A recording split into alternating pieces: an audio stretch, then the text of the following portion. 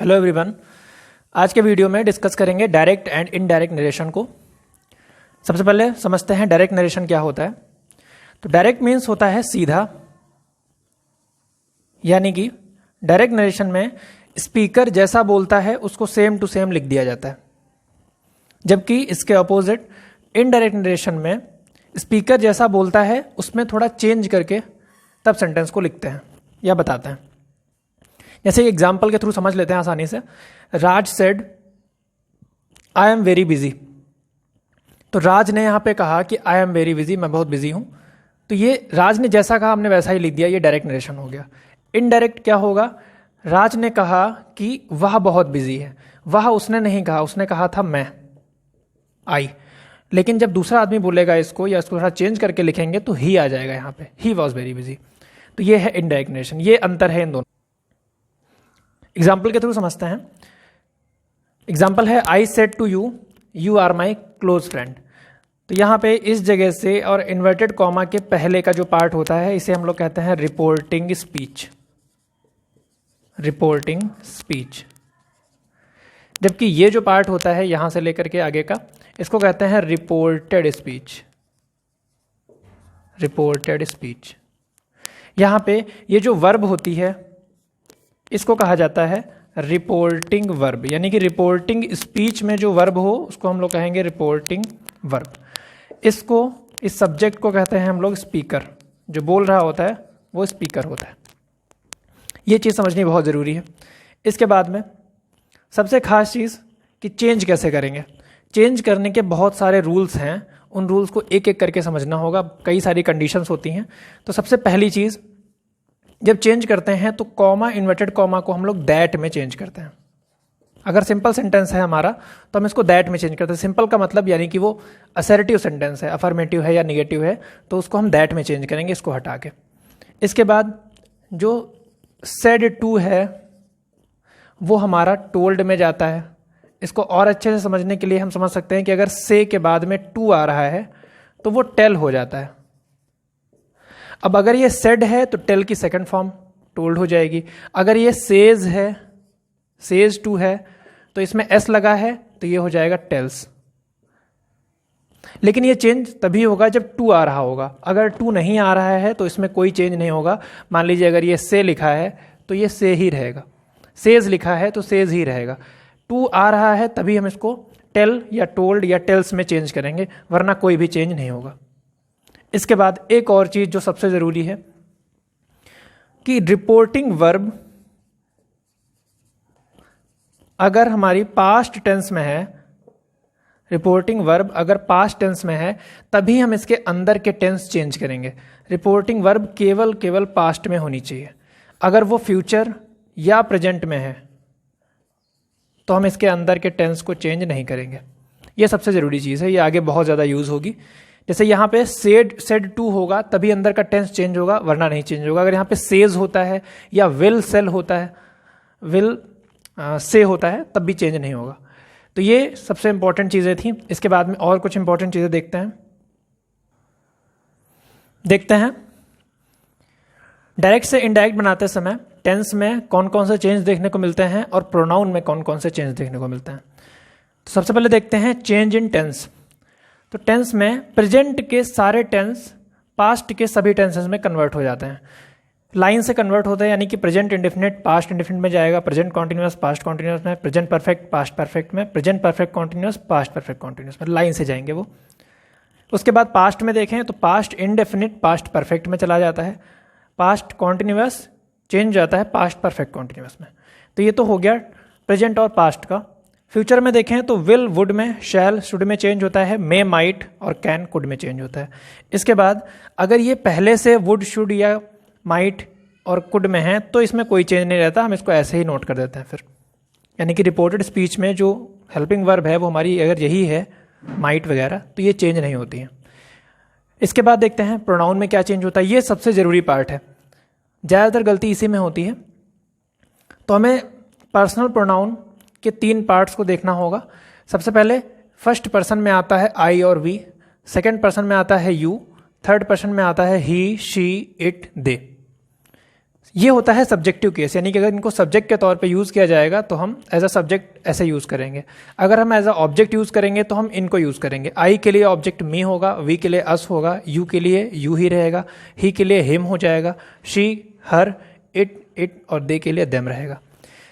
Last चीज़ है possessive adjective, यानी कि अपना के अर्थ में, जहाँ पे कहीं अपना सेंस आएगा, कहीं पे हमें पोजीशन दिखाना होगा तो हम इन चीज़ों का यूज़ करेंगे। आई के लिए माई लगेगा, वी के लिए अवर लगेगा, यू के लिए योर, ही के लिए हिज, शी के लिए हर, इट्स, दे, देयर। ये सबसे ज़रूरी पार्ट है, इसका स्क्रीनशॉट ले लीजिए, इसको अच्छे से नोट कर लीजिए। फिर आगे देखते हैं और क्या चेंजेस देखने को मिलते हैं इसमें। अगर आपको टेंस में कोई भी डाउट है तो टेंस के वीडियोस को आप इस चैनल पे देख सकते हैं, प्लेलिस्ट में जाके। देखते हैं कुछ अदर जो चेंजेस देखने को मिलते हैं हमें। तो अगर नाउ होता है रिपोर्टेड स्पीच में तो हम उसको देन में चेंज कर देते हैं। अगर हमें दिस मिलता है तो हम उसको दैट में कर देते हैं। दीज को दोज में, हेयर को देयर में, एगो देन में, टुडे दैट डे में, yesterday the previous day and tomorrow the next day. एक खास बात ये कि अगर दिस है तो दैट में करेंगे, लेकिन अगर दैट पहले से है तो हम उसको दिस में नहीं करेंगे, यानी कि चेंज इस तरफ से इधर की ओर होगा। ये सबसे ज़रूरी चीज़ है। इसके बाद में कुछ कंडीशंस ऐसी होती हैं जिनमें टेंस में चेंज नहीं देखने को मिलता है, यानी कि रिपोर्टिंग वर्ब जो है वो हमारी पास्ट टेंस में ही होगी, सेड ही होगी, फिर भी हम टेंस में चेंज नहीं करेंगे। तो वो कंडीशंस इतनी हैं। यूनिवर्सल ट्रुथ, जिसको हम कहते हैं सार्वभौमिक सत्य, यानी कि जो हमेशा सच हो, जैसे कि the sun rises in the east, the sun rises in the east, example लिख देते हैं इसका, the sun rises in the east. ये एक ऐसी घटना है जो हमेशा सही होगी, यूनिवर्सल ट्रुथ है, इसमें कोई चेंज नहीं होगा टेंस में। इसके बाद हिस्टोरिकल ट्रुथ है, यानी कि कोई ऐसी चीज़, कोई ऐसी लाइन जो पास्ट में कभी हिस्ट्री का हिस्सा है और वो हमेशा सच ही मानी जाएगी। जैसे बाबर डिफीटेड लोधी इन पानीपत। ये हिस्टोरिकल ट्रुथ माना जाएगा और इसमें भी टेंस में कोई चेंज नहीं होगा। इसके बाद अगर वो प्रोवर्ब है तब भी उसमें टेंस में कोई चेंज नहीं होगा। प्रोवर्ब यानी कि कहावत या कोई ऐसा स्टेटमेंट जो हमेशा सच हो, जैसे कि honesty is the best policy, इसको हम एक कहावत की तरह ट्रीट कर सकते हैं, honesty is the best policy. इसके बाद में हैबिट, कोई आदत जो हमेशा सच ही हो, कभी वो झूठ ना हो, जैसे कि डॉग्स बार्क एट स्ट्रेंजर्स, कुत्ते अजनबियों पर भौंकते हैं, तो ये एक आदत है, ये हमेशा ऐसे ही रहेगी, इसमें चेंज नहीं आएगा। तो ये कुछ कंडीशंस थी जिनमें रिपोर्टिंग वर्ब पास्ट में होते हुए भी टेंस में कोई चेंज नहीं होता है। इसके बाद सीधे एग्जांपल्स देखते हैं। इसके बाद में कुछ एग्जांपल्स हैं हमारे पास और इनको सॉल्व करने के लिए एक ट्रिक काम में आती है जिसका अभी जिक्र नहीं हुआ है। तो ये है SON/1 2 3। इसका मतलब होता है कि यहाँ पे अगर सब्जेक्ट होगा, यहाँ पे अगर हमें फर्स्ट पर्सन दिखेगा, फर्स्ट पर्सन, तो वो हम रिपोर्टिंग स्पीच के सब्जेक्ट के अकॉर्डिंग चेंज करेंगे। अगर यहाँ पे हमको सेकंड पर्सन दिखेगा तो हम रिपोर्टिंग स्पीच के ऑब्जेक्ट के अकॉर्डिंग चेंज करेंगे, और अगर हमको थर्ड पर्सन दिखेगा तो हम N for no change. First person में आता है आई और वी, यानी कि यहाँ पे अगर हमको आई और वी देखने को मिलेगा, आई या वी, तो हम इस सब्जेक्ट के अकॉर्डिंग चेंज करेंगे। अगर यहाँ पे हमको सेकंड पर्सन यानी कि यू देखने को मिलता है तो ओ फॉर ऑब्जेक्ट, हम ऑब्जेक्ट के अकॉर्डिंग चेंज करेंगे। अगर यहाँ पे हमको थर्ड पर्सन यानी कि ही शी इट दे ऐसा कुछ देखने को मिलता है तो हम इसमें कोई चेंज नहीं करेंगे, ही शी इट दे वैसे ही रहेगा। ये सबसे ज़रूरी चीज़ है, प्रोनाउन का हिस्सा है ये। तो देखते हैं इनको कैसे कन्वर्ट करेंगे। He said to me you have bought book, सबसे ज़रूरी चीज़ देखेंगे कि ये पास्ट में है कि नहीं है, तो ये पास्ट में है, इसलिए हम इसका अंदर का टेंस चेंज करेंगे। तो लिखेंगे ही, सेड टू के लिए टोल्ड आ जाएगा, he told me, comma inverted comma हटेगा तो दैट आ जाएगा, दैट। यहाँ पे यू है, यू सेकंड पर्सन है तो ऑब्जेक्ट के अकॉर्डिंग चेंज होगा, ऑब्जेक्ट यानी कि मी के अकॉर्डिंग चेंज होगा। लेकिन ये सब्जेक्ट है, इस समय इस टेंस में, इस सेंटेंस में ये सब्जेक्ट है तो मी के हिसाब से जो सब्जेक्ट होगा वो यहाँ पे आएगा। और आपने अगर उस चार्ट को देखा होगा ध्यान से तो मी के लिए जो सब्जेक्ट होता है वो आई होता है, तो आई आ जाएगा। हैव यानी कि ये प्रेजेंट परफेक्ट टेंस है, ये पास्ट परफेक्ट में जाएगा तो हैड आ जाएगा। बॉट बुक्स, आगे कोई चेंज नहीं होगा क्योंकि इसमें भी वर्ब की थर्ड फॉर्म ही आती है, इसलिए ये ऐसे ही रहेगा। इसके बाद देखते हैं next number 2, they said to me we do not play cricket daily. इसमें देखें तो वी आया है, वी फर्स्ट पर्सन का पार्ट होता है, फर्स्ट पर्सन सब्जेक्ट के अकॉर्डिंग चेंज होता है, यानी कि दे के अकॉर्डिंग चेंज होगा। सबसे पहले ये पास्ट में है तो अंदर का टेंस तो चेंज होना ही है, सेड टू टोल्ड में जाएगा तो हम लिखेंगे they told me that. We first person subject के अकॉर्डिंग यानी कि दे के अकॉर्डिंग। अब जब ये सब्जेक्ट है तो दे का जो सब्जेक्टिव केस होता है वो भी दे ही होता है, इसलिए ये दे हो जाएगा। ये है प्रेजेंट इंडेफिनिट, ये जाएगा पास्ट इंडेफिनिट में, तो पास्ट इंडेफिनिट में आता है हमारे साथ डू नॉट की जगह पे आ जाएगा, सॉरी डिड नॉट आ जाएगा, तो ये हो जाएगा डिड नॉट। और आगे सेम रहेगा, play cricket daily, full stop. Number 3 है I said Raj is my classmate. तो देखें यहां पे राज है, थर्ड पर्सन में ही शी इट दे और जितने भी प्रॉपर नाउन होते हैं वो सब आ जाते हैं। तो हम लोग लिखेंगे यहां पे सेड टू नहीं है इसलिए ये सेड ही रहेगा, क्योंकि ये पास्ट में है, से की सेकंड फॉर्म होती है सेड, इसलिए अंदर का टेंस चेंज होगा। तो he said, sorry I said that Raj, past में है टेंस भी चेंज होगा, इज यानी कि प्रेजेंट कॉन्टिन्यूअस, ये जाएगा पास्ट कॉन्टिन्यूअस में, तो इज की जगह पे आ जाएगा वॉज माई क्लासमेट। इसको बनाएंगे दे, पास्ट में नहीं है तो अंदर का टेंस नहीं चेंज होगा, प्रोनाउन चेंज होगा, तो दे से दैट। वी दे के अकॉर्डिंग जाएगा और जब दे को सब्जेक्ट बनाएंगे तो दे ऑलरेडी सब्जेक्ट है, तो दे टेंस चेंज होना नहीं है, इसको ऐसे ही लिख देंगे आर वॉचिंग अ मूवी। इसके बाद देखते हैं नेक्स्ट एग्जांपल्स।